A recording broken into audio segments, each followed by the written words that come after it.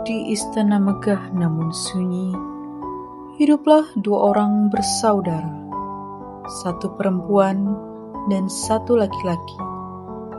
Sejak kecil, mereka tak pernah mengenal dunia luar. Dinding istana menjadi batas hidup mereka. Aku sering melihat burung terbang bebas, tapi mengapa kita tidak pernah boleh keluar? Aku pun tak tahu, seakan dunia luar bukan bagian dari hidup kita. Aku merasa kita hidup, tapi kita tidak benar-benar menjalaninya. Setidaknya kita masih punya satu sama lain. Kesepian yang panjang membuat mereka hanya saling bergantung. Waktu berjalan tanpa mereka sadari, takdir pun mulai menulis kisah yang kelam.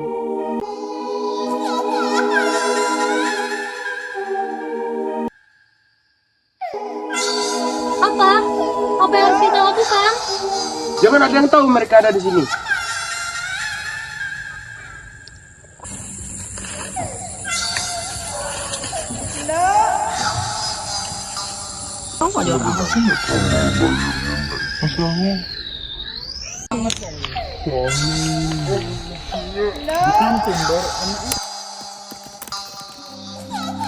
Tujuh anak itu pun tumbuh tanpa kasih. Namun luka di tubuh si bungsu membuatnya menjadi sasaran kebencian. Kita kok hidupnya dikurung terus ya? Ya kan? Lihat dia. Tubuhnya penuh luka. Ya kan? Kapan sih kita bisa keluar tempat ini? Tidak, kamu tidak boleh. Pergi sana. Pergi. Hari-harinya dipenuhi penolakan, tatapan jijik, dan kata-kata yang menyakitkan.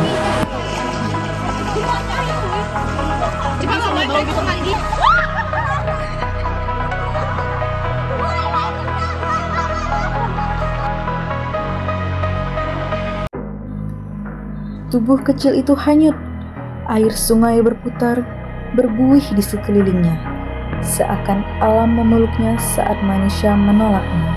Arus sungai terus membawa tubuh Putri Junjung Buih menjauh dari tempat ia dibuang. Kemanapun tubuhnya bergerak, buih-buih putih tetap muncul di sekelilingnya, seolah mengikuti dirinya. Tubuhnya terombang-ambing mengikuti aliran, hingga akhirnya ia pun tersangkut di tepung sungai. Di negeri lain, seorang pangeran hidup dalam pujian. Wajahnya tampan, hatinya lembut. Rakyat mengaguminya, namun di balik pujian itu tumbuh iri hati.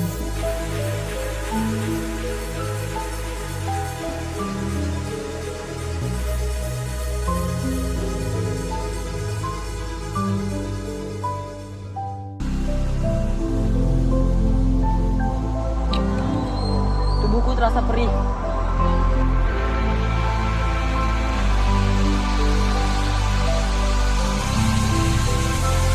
Luka-luka aneh muncul di kulitnya.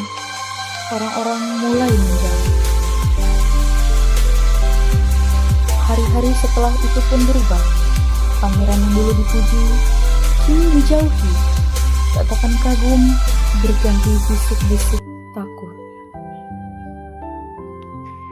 Menyadari masyarakat mulai resah melihat kondisinya, pangeran berinisiatif pergi berlayar untuk mencari obat, karena tabib kerajaan tak mampu menemukan obatnya.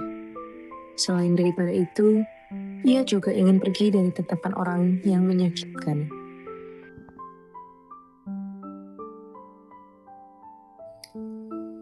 Pangeran berlayar meninggalkan istana. Saat kapal singgah di perairan, ia menurunkan kakinya ke air.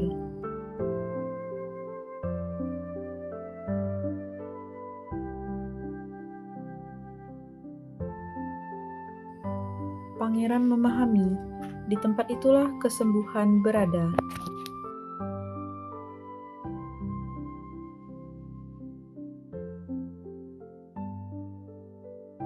Perjalanan dilanjutkan menyusuri tepian sungai. Di satu titik, terlihat buih-buih putih bergerak di perairan.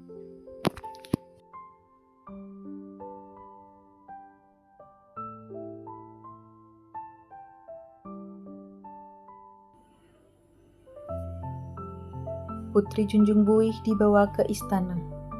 Luka masa lalu berubah menjadi awal kebahagiaan. Dari luka, lahirlah keindahan. Dari penolakan, lahir penerimaan.